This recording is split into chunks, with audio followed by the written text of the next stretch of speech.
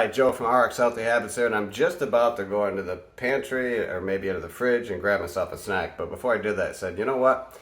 My friends in RxHealthyHabits need to hear this information. This information about smart snacking, because in my journey to get to a normal weight and keep it off, I had to learn that this was a very key component. And for most of us, boy, I tell you what, we messed this one up. I sure did for a long time. So let's get right to it. Let's talk about the why and the what of smart snacking. And number one, it comes down to this. This is the simplest explanation I think I found to be true about my life is I don't want to go into a meal, a lunch or a dinner really hungry, because if I do, I'm going to overeat. And when you overeat, you know what happens. You're going to consume more calories because you don't get that satiety center saying to you, hey, you've had enough. Especially if you go into a hunger, you tend to eat faster and more. So number one, what's the why is important to snack smart is because you don't want to go into a meal real hungry. Secondly, if you're trying to lose weight and you're on a weight loss program, you don't want to be in starvation. If you get into starvation, your body's going to send signals and do all kinds of things to say, hey, look, this person doesn't feed me. So when they do feed me, I'm going to store this.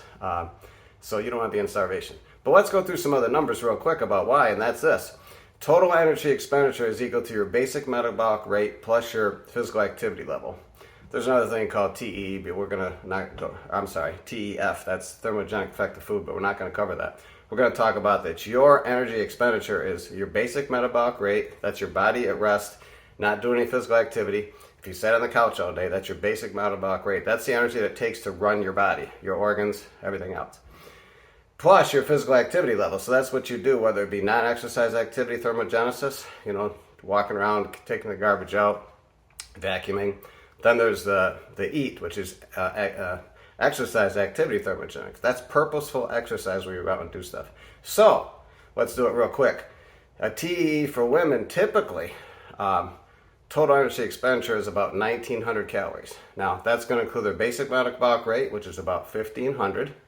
Plus, they do a few activities, 400 or 500 calories, puts them about 1,900, 2,000. For men, it's not much higher.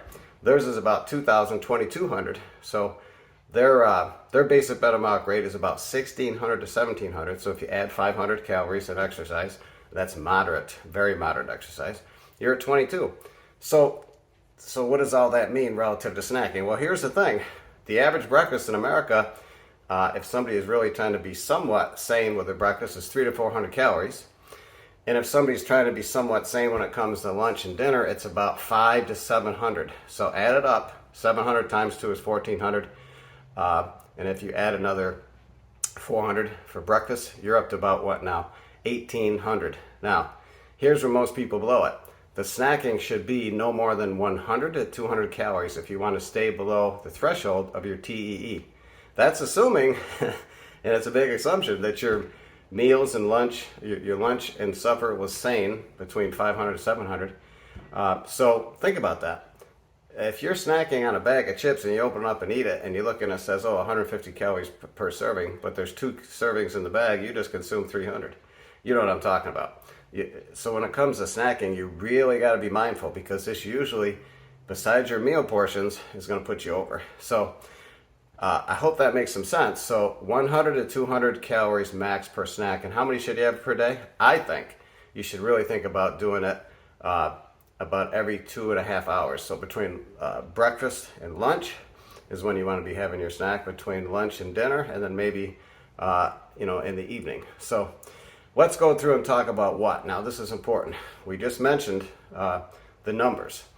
100 calories would be ideal. 150, okay. When you start getting above 200, then you're going to just be adding, I think, too much. So let's talk about this, though. What type of smart snacks are we talking about? So when we talk about what with smart snacking, we talk about low glycemic. We talk about a balance of carbs and protein when you can. Now, it's not always possible, but I like to have a balance of protein and carbs and a little bit of fat when I do my snacks. Why? If you go all carbs, you're going to get like a glycemic load, and then what's going to happen is your insulin pump, your pancreas is going to punch out some insulin, and that's going to cause you to store some of that, but also it's going to cause you to be hungry. So you ever notice if you open up a bag of chips and you eat them, it gives you some satiety, but then like an hour later you're hungry again. Now that's because the insulin kicked in, and that's why you're hungry again. So you really got to think about, when you go to get snacks, low glycemic, a balance of protein and carbs. The other thing you want to think about is avoiding highly processed foods. You want to go with more whole foods. You want to go with more fruits and vegetables. Now, a warning, some vegetables have a lot of sugars, and a lot of people don't think, well, it's a vegetable, it's a fruit, I can eat as much as you want. No, not true. Now, there are some vegetables out there that, like dill pickles, have a very low amount of calories, but celery maybe, but typically, before you start consuming, bananas and oranges and a lot of things, you got to stop and realize those have quite a few carbs, but also more calories than you think. So low glycemic, a balance of protein and fat. And in the next video, we're going to go through and talk about some good examples of these that you can just find hopefully in your kitchen, or when you go out to shop, you can pick up some of these things and put them together.